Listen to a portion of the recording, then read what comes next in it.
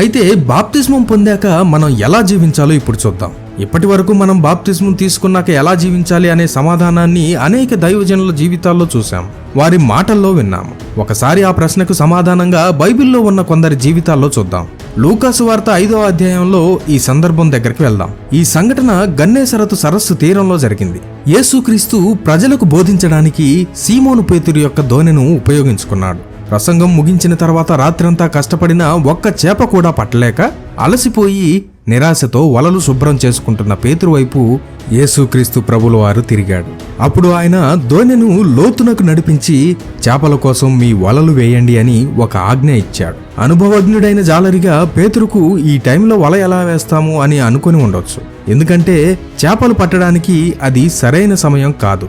అందుకే అతను, ఏలినవాడా, రాత్రంతా మేము ప్రయాసపడ్డాము గాని మాకు ఏమీ దొరకలేదు అని తెలియజేశాడు. అయితే అతని విశ్వాసానికి పునాది వేసిన మాట అక్కడే పలికాడు, అయినను నీ మాట చొప్పున వలలు వేస్తాము అని. ఈ చిన్న విధేయత ఒక గొప్ప అద్భుతానికి దారితీసింది. వారు వలలు వేసిన వెంటనే ఊహించినంత విస్తారమైన చేపలు పడ్డాయి. ఆ బరువుకు వారి వలలు పిగిలిపోయేలా సహాయం కోసం వారు వేరొక దోణిలో ఉన్న తమ సహచరులకు సంజ్ఞ చేయాల్సి వచ్చింది. వారు వచ్చి సహాయం చేయగా 2 దోణెలు కూడా మునిగిపోయేంతగా చేపలతో నిండిపోయాయి. ఇంతటి అద్భుతం చూసిన శిష్యులు చేసిన పనేంటో తెలుసా? అమ్మయ్యా, ఈ చేపలన్నీ అమ్మి డబ్బులు సంపాదిద్దాం, వ్యాపారం పెడదాం, వ్యాపారం పెంచుదాం అనుకోలేదు. దశమ భాగం ఇచ్చి యేసుక్రీస్తుకు థ్యాంక్స్ చెప్పి వెళ్ళిపోదాం అనుకోలేదు.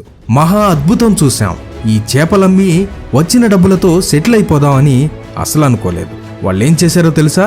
లూకాసు వార్త 5వ అధ్యాయము 11వ వచనం. వారు దోణెలను దరికి చేర్చి సమస్తమును విడిచిపెట్టి ఆయనను వెంబడించిరి.